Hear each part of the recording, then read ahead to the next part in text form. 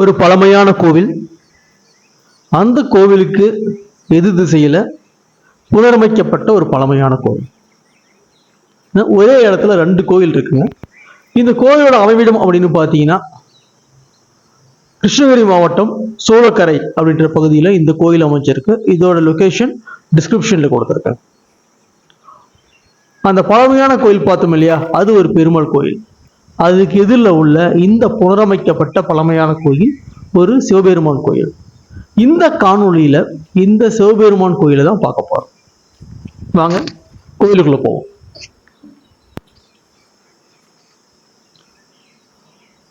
இந்த கோயில பார்த்தீங்கன்னா 6 தூண்கள் இருக்கு. அந்த 6 தூண்களையும் பாருங்களேன், சிற்பங்கள் வந்து குவிஞ்சு கிடக்குது, பார்க்க முடியுது. அழகழகான சிற்பங்கள்.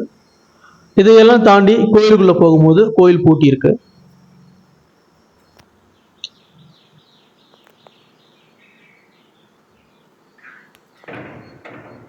உள்ள அம்பிகையோட அருள் மட்டுமே கிடைக்குது, சிவபெருமான தரிசிக்க இயலவில்லை.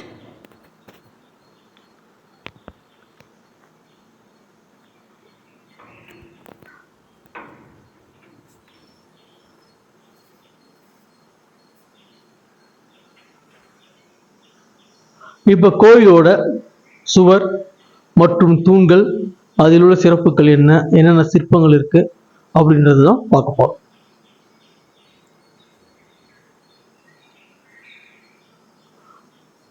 இந்த சிவாலயம் யாரால கட்டப்பட்டது, எந்த காலகட்டத்தில் கட்டப்பட்டது அப்படின்ற தகவல்கள் இல்லை. கல்வெட்டு இருக்கு, ஒரே ஒரு சிறு கல்வெட்டு மட்டும் இருக்கிறத பார்க்க முடியுது.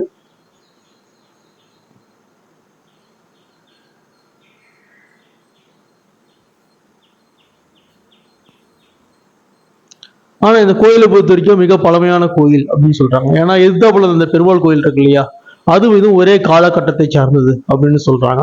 இதில் உள்ள தூண்களோட அமைப்பு இதெல்லாம் பார்க்கும்போது நம்மளுக்கு தாரமங்கலம் கைலாசநாதர் கோயில், அமரகுந்தி கோயில்கள் போன்றவற்றை தான் ஞாபகப்படுத்துது.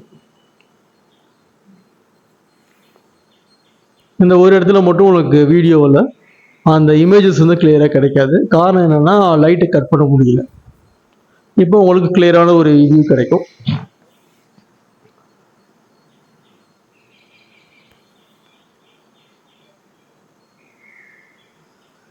சிற்பங்கள் பாருங்க, குவிஞ்சு கிடக்குதுங்க. சிற்பங்கள் எல்லாமே சிறப்பாகவே செதுக்கப்பட்டிருக்கு. எதையுமே குறை சொல்ல முடியாது, அந்த அளவு சிறப்பாக செதுக்கப்பட்டிருக்கு. இந்த கோயிலை பொறுத்த வரைக்கும்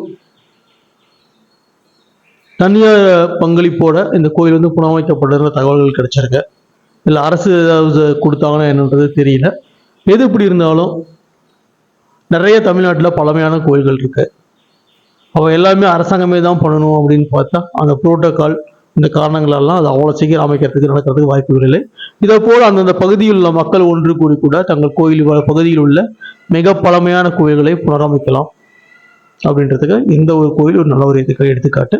ஏன்னா கோயிலை வந்து சிறப்பாக புனரமைச்சிருக்காங்க. அதாவது பழமை வந்து எந்த வகையிலும் மாறாம புனரமைச்சிருக்காங்க.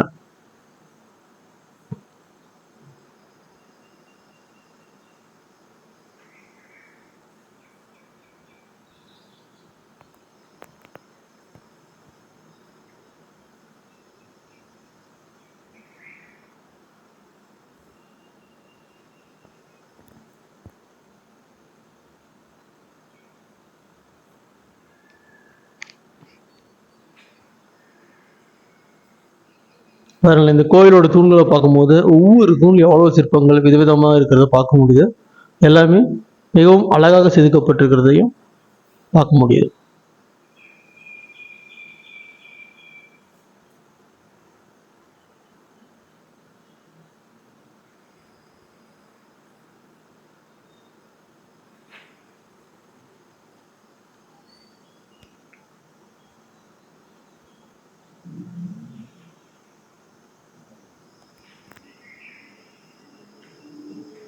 அதுக்கடுத்து தியானலிங்கம் அப்படின்னு சொல்லிட்டு தனி சன்னதி இருக்கு. அதில் வந்து லிங்க வழிபாடு இருக்கிறது, நம்ம தரிசனம் கிடைச்சிருக்கு.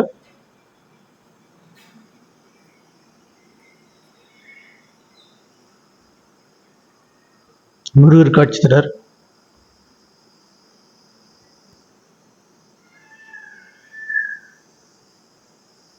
இந்த கோயிலையுமே சிற்பங்கள்ல யாழி இருக்கிறத பார்க்க முடியுது. யாழின்னு சொன்னாலே நம்மளுக்கு ஞாபகம் வருது தாளமங்கலம் கைலாசநாதர் கோயில் தான். அதே போல இந்த கோயில்கள்லையும் யாழி சிற்பங்கள் இருக்கிறத பார்க்க முடியுது.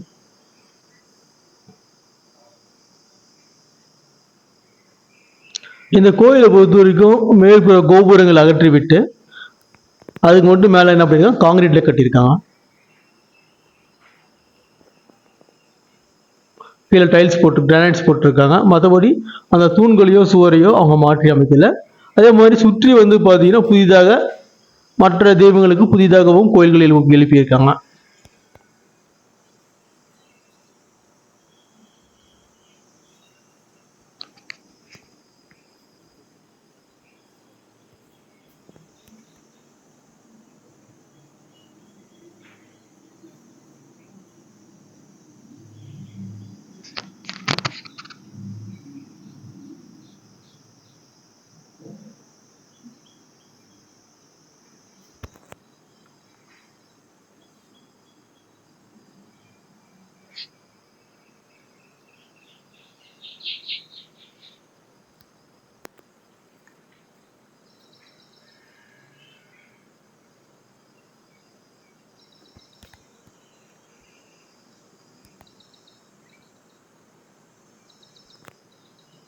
சுற்றி இயற்கையான பகுதிங்க. நிறைய வந்து பறவைகள் சத்தம், மயிலகவும் சத்தம் ஆகியவற்றையும் கேட்க முடியுது.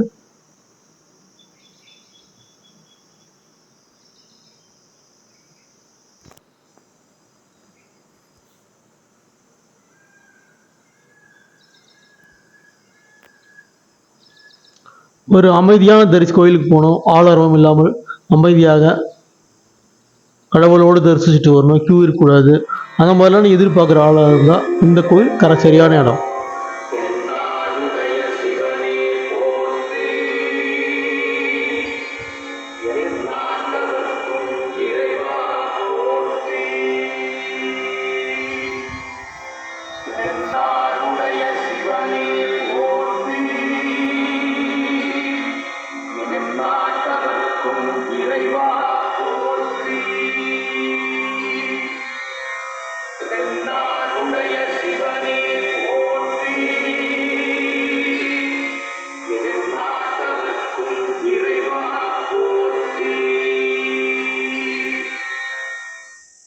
சூளக்கரை அருள்மிகு ஸ்ரீ அகிலாண்டேஸ்வரி உடனவர் ஸ்ரீ ஐராபதீஸ்வரர் திருக்கோவிலில் இருந்து தெய்வீக இசைக்கடிகாரம் ஒலிக்கும் நேரம்.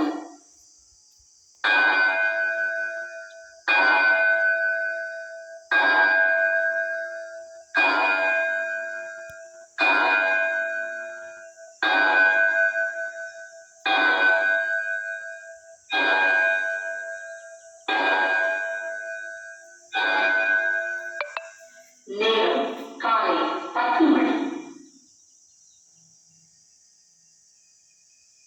அபிராமி அந்தாதி.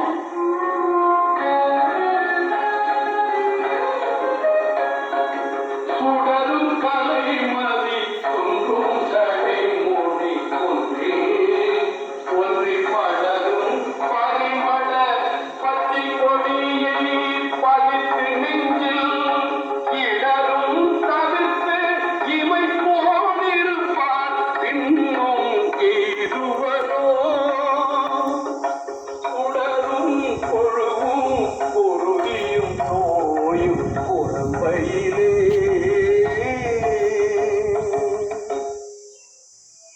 சுடர் வீசும் சூரியனில் சந்திர கலையை சேர்த்து சூரியனின் நடுவே நின்ற சுழுமுனை வழியே நுணுக்கமான வாசியினால் உட்புகுந்து உச்சியான மலையில் நின்ற ஜடாமுடியுடன் விளங்கும் ஈசனிடம் ஒன்றி படர்ந்திருக்கும் பச்சை வண்ணமாக பாசமிகு மனமாக நின்ற பராசக்தியுடன் இணைக்க வேண்டும். அப்போது ஜோதி ஒளியாக சிவசக்தியின் அருள் தரிசனம் தோன்றும். அதையே நெஞ்சில் பதித்து தியானிக்க வேண்டும். ஆணவம், கண்மம், மாயை என்னும் பிறவியை பற்றும் இருள் யாரும் விலகும். அதனால் ஜோதி ஒளி பிரகாசித்து மெய்த்தரம் கூறி சும்மா இருக்கும் சுகம் வாய்க்கும். இந்த சாதனையை இமைப்போதும் தெரியாது எந்நேரமும் தொடர்ந்து தவத்தில் இருப்போருக்கு அன்னை அருளமுதம் ஊட்டிடுவார். பின்னர் சுத்த தேகம் இரவா நிலை என்ற மேன்மையான வரைகளை பெற்றிடுவர். உடலும் கொழுப்பும் இரத்தமும் கூடி எலும்பும் சதையுமான இவ்வுடம்பை எடுத்து மீண்டும் இப்பூமியில் பிறவி எடுக்க மாட்டார்கள்.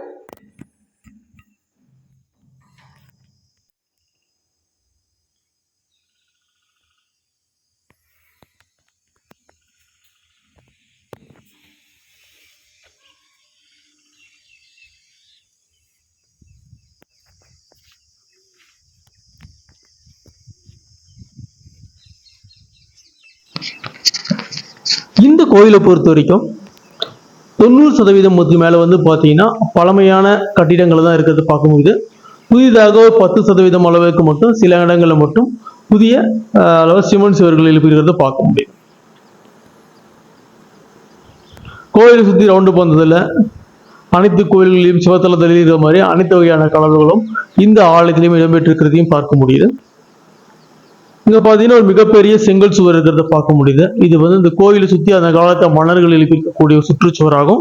அதோட எஞ்சிய பகுதிகள் மட்டும்தான் இப்ப இருக்கிறத பார்க்க முடியுது.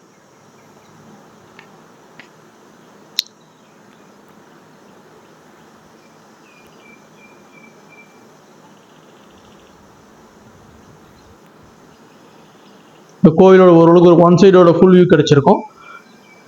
இப்ப இறைவனின் வாகனமான நந்தி பகவான் இருக்கும் மண்டபத்தை நோக்கி தான் போயிட்டு இருக்கோம். இந்த நந்தி பகவானின் பெயர் வந்து அதிகார நந்தி தேவர். எப்பவுமே நந்தி தேவர் இறைவனை பார்த்துட்டு இருப்பாருன்றதுனால நந்தி தேவர் வழியாக இறைவனை பார்க்கறதுக்கு வாய்ப்பு கிடைக்குதா அப்படின்ட்டு பார்க்கறதுக்கான வாய்ப்புகள் இருக்கு. ஆனா தெளிவாக இல்லை. நடுவில் கிரில் போட்டிருக்காங்க. அதாவது இறைவனுக்கு முன்னாடி கிரில் போட்டிருக்கிறதுனால அது உள்ள இறைவன் இருப்பதனால நம்மளை இறைவனை முழுசா தரிசிக்க முடியவில்லை. ஆனா இறைவன் இருக்கிறத லேசா பார்க்க முடியும்.